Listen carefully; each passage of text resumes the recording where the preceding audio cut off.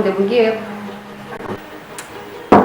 koko uranzi ko atamukozi dufise je ndiko nditegura ngo ngende nawe uri kwitegura gusoma rande ninde sigara ngaha je naje ko umukozi wa ngaha ese ngiye sha basi ko utabimbwiye muje gufite rendez-vous ntamenya gufata izindi gahunda ewe nabwiye nta mwanya afise sinaje ko umukozi wa ngaha umenye ko aje nakuretse kuvura umwana mutoya nta mpamvu yo kumbwira ko je ataruhoshe nagufise ndakubwiye ko je mfite iyo nkenda utegetse kuguma ngaha ahubwo nagira n'umwana mubyariye umbwiye sikaye ngansi ndamisa amarende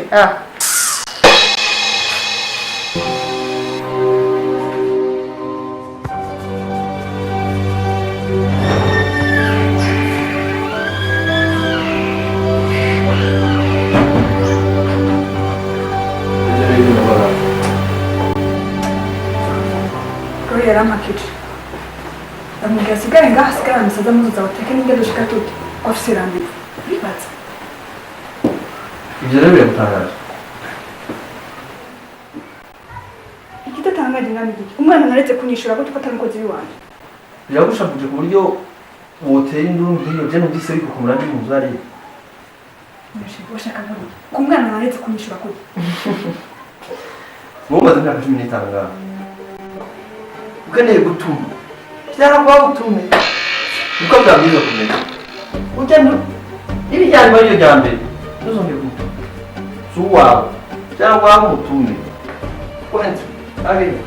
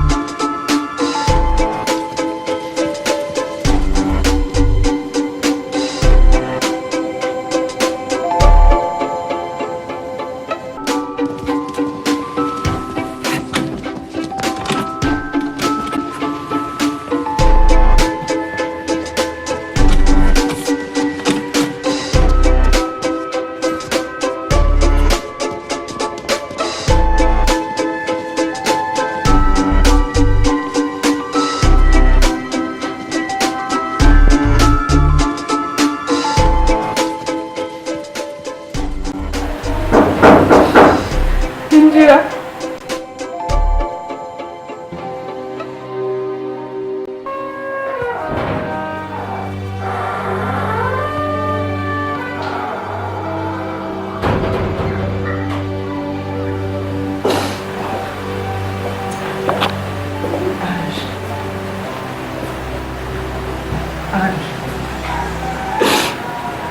Anji ni iki kurira Anji? Kare, maze nakwiye kunywa aka gasusuko. Ndababaye. Anji ndagusabye urebe. Anji mvirizi. Kare, hari amajambo umugabo ambwiye. Amajambo Gloria yandutse. Sinishoboye kuvuga. Anji ndagusabye urebe. Ndazi urarusha kandi urababaye. Anji, umva mubwire. Pasiteri yambwiye ko nzogufasha. Nagiyeho yambwiye ko mu kwezi kumwe nzoba namaze kwiyongera. Icyo nakubwira rero Anji, ukuri ni ukwizera. Ndazi urababaye, ariko umubabaro wawe ugiye kurangira. Kare, ndagomba kwitwa umubyeyi nawe. Nemeye gutanga sacrifice zose. Nemeye gusenga naho gatatu ku munsi ntajya ntabwo. Ariko n'umupira w'umuntu.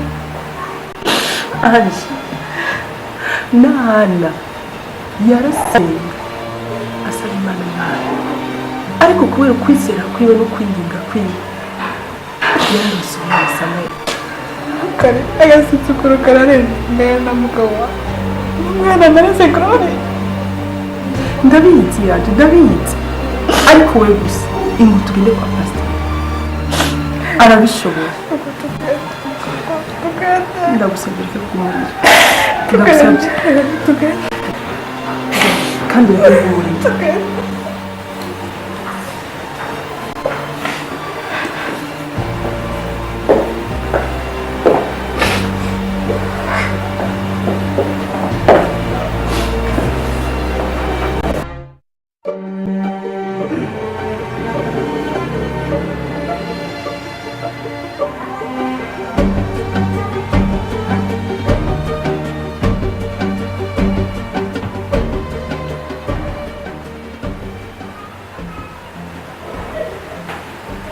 Wafete Katia, iyo ngiyo ndikunda sangira nawe nirangiye cyane muri makuru umukobwa w'akarere kuko hari hayandi mavuta mba numva niko nuzurizwa iyo uri kuraririmba ukaririmba abajya baririmbyi bose ukabashyira hasi mugeni bwo bushobozi mbanyine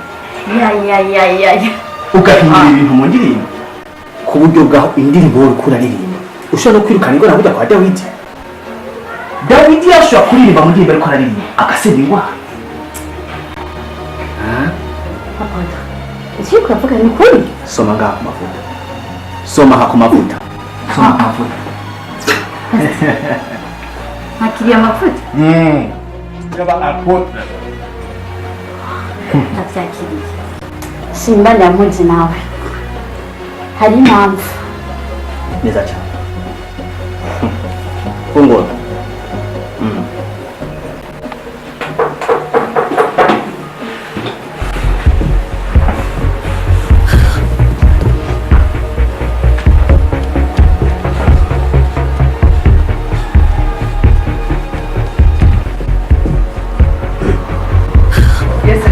Ahimbaze cyane. Karibu cyane.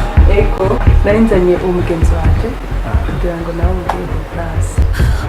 Ndabona cyane Devrasi namukiriye. Bararimbaye. Igenda bahagatiro gato bimaze mu gindi. Urazi ko ngahari gutora. Karibu. Mera iyi site kore. Kaje. Hari abantu nkayi mubona bisaba ngo wowe umanze ugende uzoka kundi bose. Kintu cyose. Yeah.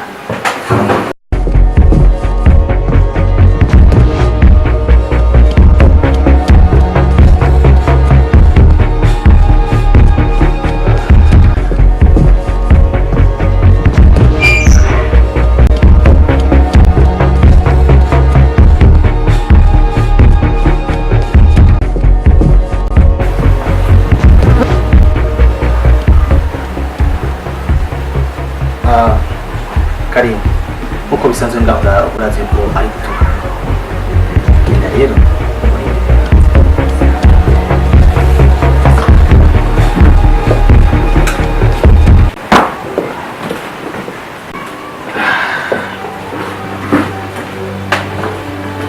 aha rero washitse aha wisanga neza ingo umukozi w'Imana urya none abantu usanzwe dusengera dukorera amasengesho kugira ngo babashe kwishyurwa imitwaro nawe nta ngorane hani nk'ikanini urishyurwa umutwaro wose w'ufise urishyurwa ngaha ufise iyo ngorane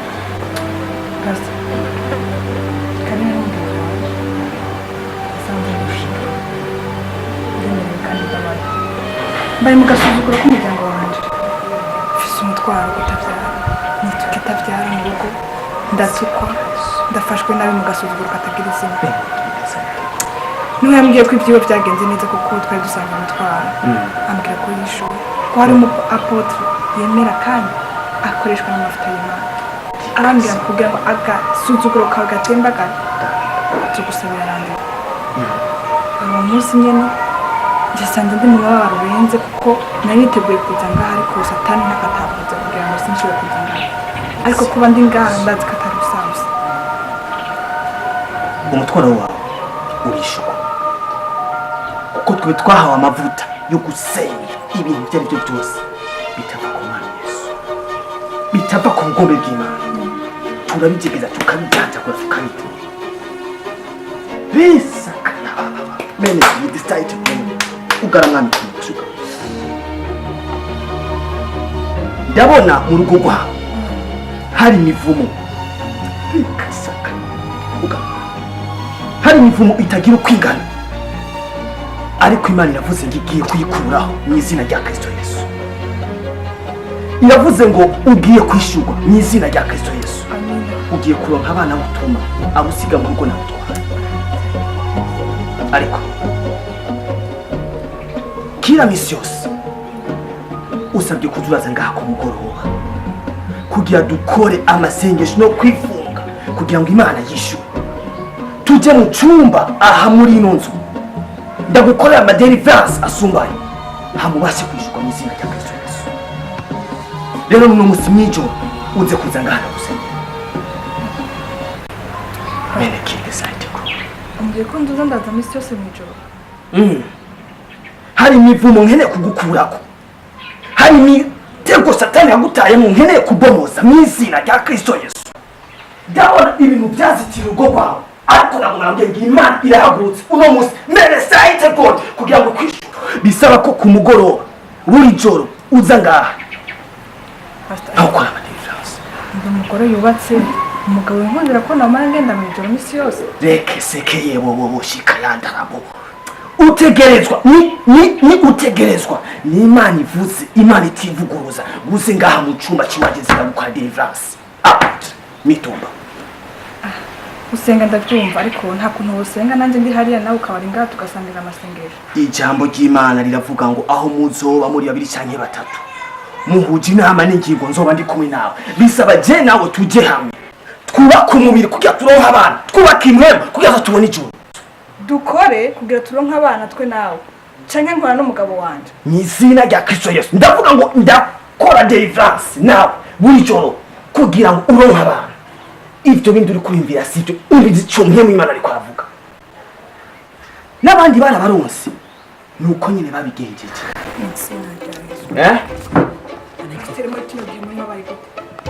mwitira Imana kandi mukoresha Satani ntidukora Satani ahubwo dukorera mu mavuta y'Imana iyo yashoboye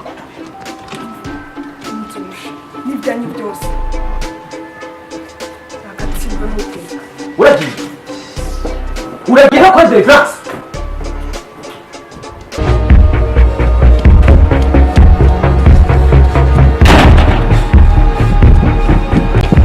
Karim uno mukozi w'Imana n'umukozi w'Imana aha igenzi niyo watwaye mwenda nawe inzira yakubwiye igende reference niyo yagukoreye wewe mbega ho uri se ko ufise yonda wewe hari byinshi Imana yankorera bitotuma ko mpebe mukimana n'imitamba y'umwana yitwa amatayo no munsi iguma yitwa Imana yacu sinemera gukuko ko n'abatayi muri byo ko agiye kubimijya bw'Imana pasiteri mu kino gihugu bagomba gukoresha abandi bwabo sina yesu gato.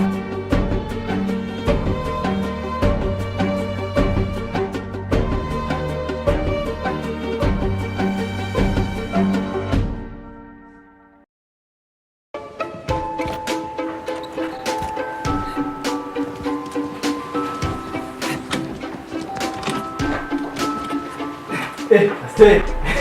Pastor Chloe cyane. Kariyo boss. Ese nayo. Ndibaza ko ntadarisa. Pastor naje urabona ko nshikiye kwisa.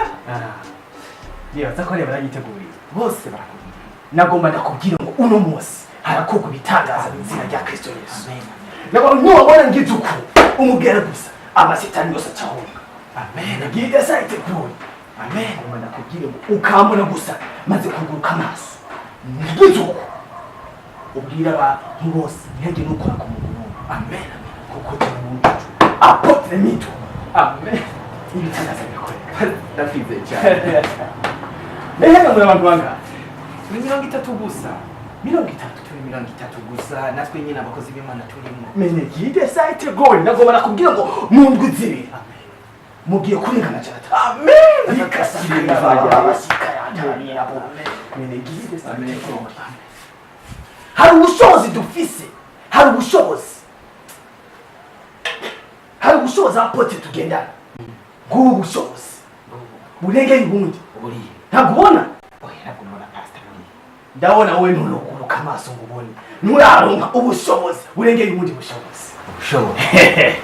Apote mito. Apôtre.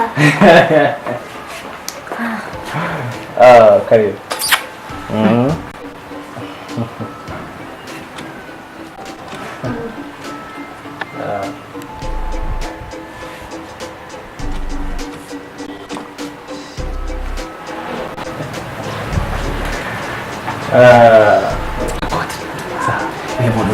Uyu muririmbyi ko shegeri waje. Uyu ni umuririmbyi wo mu rusengero iwawe. Uyu ni umuririmbyi wo mu rusengero iwanje.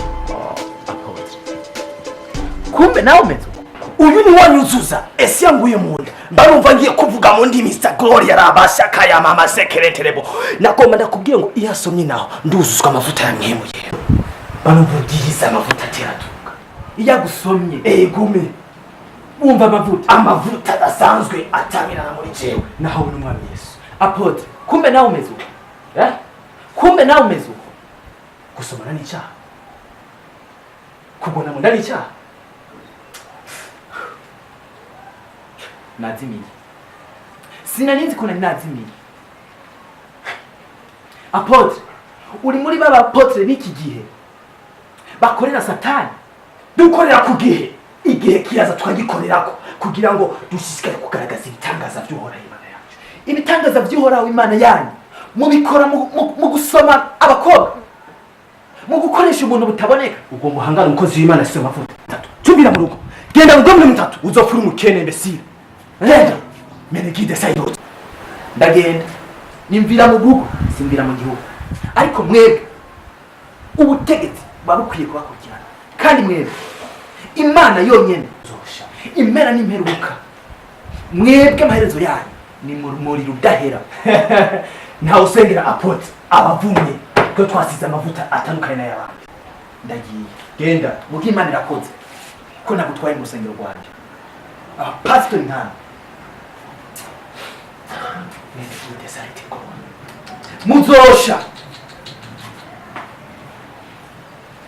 apote nituma ahanga.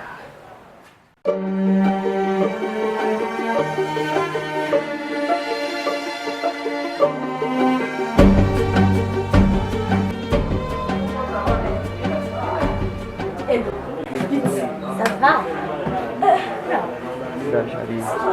Bituma bihinduka cyane wabibonye irabariya. hewe njindabi igiti cyiza igitaci Wapfuye amarira kugura telefone. Papa wawe yaguhaye?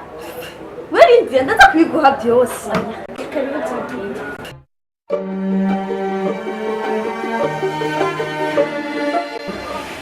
Merci.